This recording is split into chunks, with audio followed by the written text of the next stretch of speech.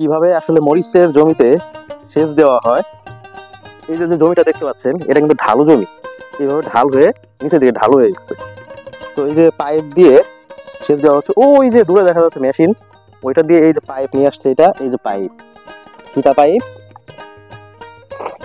এটা হলো ফিতা পাইপ দ্বারা এই যে সেচ দেওয়া হচ্ছে মরিচের জমিতে, এটাকে এলএলপি সেচ বলা হয়। তো এই পদ্ধতিতে আসলে খুব সহজেই সেচ দেওয়া যায়। আর এই যে পানি দেখতে পাচ্ছেন, অসাধারণ পানি,